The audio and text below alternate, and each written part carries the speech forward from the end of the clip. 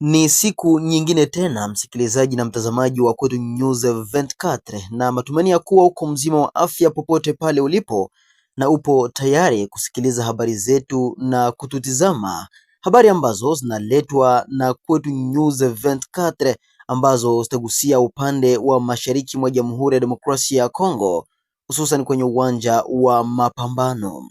Bila shaka ikiwa ndo mara yako ya kwanza kuja kujiunga nasi, usikose kusubscribe channel yetu, usikose kucomment, kushare na kulike ili wa kwanza kupata habari zetu pale ambapo tutakapozirusha angani. Lakini pia utakuwa umefanya jambo la maana sana, kwa sababu utakuwa umetupongeza kwa kile ambacho tunakuja kukuletea kila kuchako. Leo tunapatikana mashariki mwa Jamhuri ya Kidemokrasia ya Kongo, sehemu ambayo imekumbwa na migogoro ya kivita kwa miongo kadhaa sasa. Nitoe shukrani zangu za dhati kwako wewe msikilizaji na mtazamaji wetu ambaye huwa unatutizama kila kuchako leo na kuweza kupata habari zetu mubashara kabisa kwenye mitandao ya kijamii, tukitaja Facebook pamoja na YouTube. Ukiandika Kwetu News 24 utakuwa moja kwa moja umekutana nasi. Habari zetu za leo tutagusia vita mashariki mwa Jamhuri ya Kidemokrasia ya Kongo pamoja na hali ya kisiasa nchini DRC, lakini pia tutagusia hali ya kivita inayoendelea kote nchini Jamhuri ya Kidemokrasia ya Kongo na mgogoro wake dhidi ya nchi ya Rwanda. Na moja kwa moja tufungue ukurasa wetu wa habari hizi na habari za huko Bukavu, habari ambazo zinasema ya kuwa M23 yaendelea kuimarisha vikosi vyake huko Bukavu pamoja na kuzidisha uwingi wa wanajeshi ili kukabiliana na jeshi la DRC pamoja na washirika wake wazalendo katika eneo mbalimbali mashariki mwa nchi ya DRC. Habari tulizozipata kutoka huko Bukavu na zenye kudhibitika kabisa zinaeleza kuwa ndege za kijeshi zisizokuwa na rubani ama drone kutoka nchini Rwanda zinaendelea kutua kwenye uwanja wa Kavumu huko Bukavu, huku ikiwaleta wanajeshi kutoka Rwanda na kuwatua huko Bukavu, huku lengo likiwa ni kwenda kutoa msaada huko Minembwe. Asubuhi mapema ya Jumanne hii ya tariki 23 Juni mwaka 2026, ndege hiyo ilionekana ikielekea upande wa milimani bila kujua ilitua sehemu gani. Ni takriban siku mbili sasa ndege hiyo ya kijeshi aina ya helikopta ikielea upande wa huko Kavumu kwenye uwanja wa ndege huko Bukavu, huko ikiwatua wanajeshi wakielekea moja kwa moja maeneo ya milimani kuelekea Minembwe kama zilivyotaja duru zetu za habari kutoka huko maeneo ya Bukavu. Hayo yanajiri wakati ambapo mapambano huko Minembwe yakiendelea kati ya vikosi vya jeshi la DRC FARDC pamoja na washirika wake wazalendo dhidi ya muungano wa AFC M23 pamoja na washirika wake Red Tabara, Twirwaneho, Gumino pamoja na makundi mengine. Baada ya serikali kutangaza kukiteka kijiji hicho cha Minembwe na baadaye kujiondoa ili kuruhusu usalama wa kiraia dhidi ya ndege za Rwanda zisizokuwa na rubani zinazoshambulia raia wa Minembwe pamoja na mbinu zingine za kijeshi kwa ajili ya kuteketeza waasi huko maeneo ya Minembwe.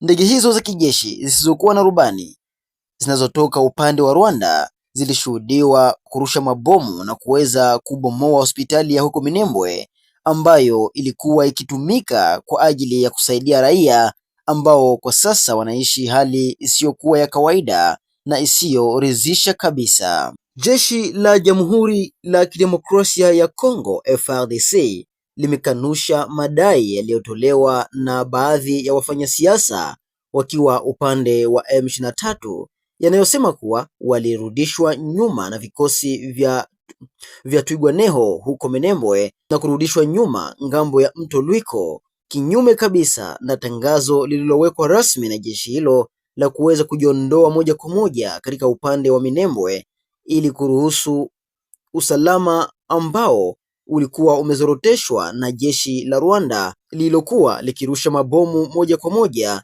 ndani ya mji huo wa Minembwe. Hayo yanajiri wakati FARDC ikiendelea kuwapa tumaini wananchi wa Jamhuri ya Demokrasia ya Kongo, hususan wa mashariki mwake, huku akisema kuwa punde si punde raia hao wataishi maisha ya raha na amani baada ya M23 kuweza kutawanyika na kuweza kukimbizwa sehemu ambayo hawatosikika tena. Naam, tukizungumzia masuala ya ziara ya Rais Ndayishimiye wa huko Burundi, Rais Ndayishimiye akiwa ni rais wa Burundi alifanya ziara ndani ya nchi ya Jamhuri ya Demokrasia ya Kongo, huku akimtembelea mwenzake wa nchi ya DRC Felix Tshisekedi. Ziara ya Ndayishimiye inakuja wakati huu akiwa pia mwenyekiti wa tume ya Umoja wa Afrika.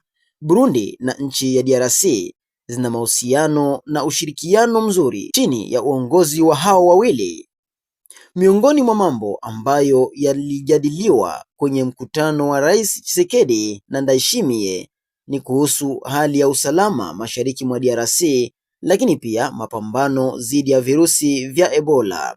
Ndayishimiye ambaye ni mshirika wa karibu na wa ndani kabisa wa Tshisekedi kwenye ukanda ametuma vikosi vya wanajeshi wa Burundi wapatao elfu kumi katika eneo la Minembwe jimboni Kivu Kusini kusaidiana na vikosi vya DRC kukabiliana na waasi wa Red Tabara pamoja na M23.